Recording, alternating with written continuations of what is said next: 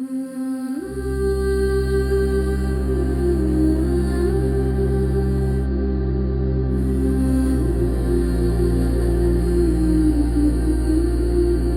is often not the great actions that bring about peace.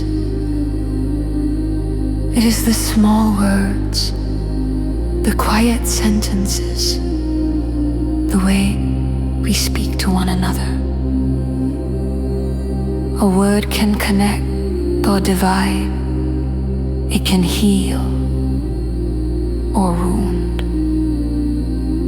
And yet, so often we speak without pausing, without asking, would I want to be spoken to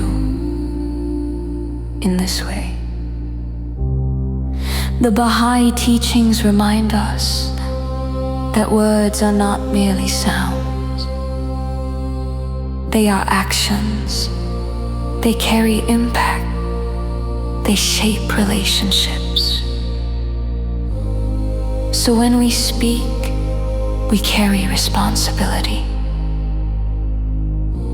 Choose your words with care. Speak in a way that allows the other person to feel dignity, that trust may grow, that a space is created in which people feel safe. For peace does not begin where treaties are signed. It begins where one human being meets another with respect, in conversation, in tone, in listening. How often does conflict arise? How often does conflict arise? Not from great disputes, but from small remarks, from impatience. And how often could peace begin right there?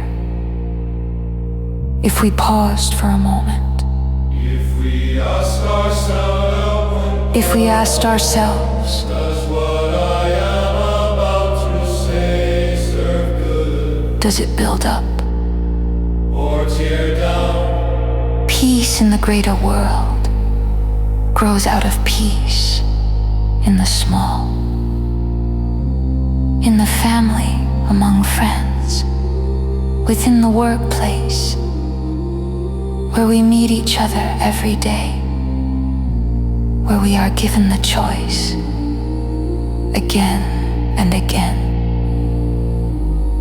If we cannot maintain peace there, how can we expect it in the world? If our words divide, how shall nations unite? It begins with us, It begins with us, not someday, not somewhere else, here. now. Each of us can be a beginning, a person who speaks with awareness, who listens, who chooses not to wound, even when they could. A person who understands true strength is not shown in loudness, but in the ability to preserve peace. And perhaps this is what we are called to be. Examples. For those who come after us, For those who come after us. For the younger ones who watch how we speak, how we act, how we deal with conflict.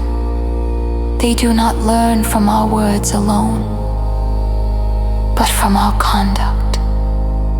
If we live peace, it becomes visible. It becomes tangible. It is carried forward.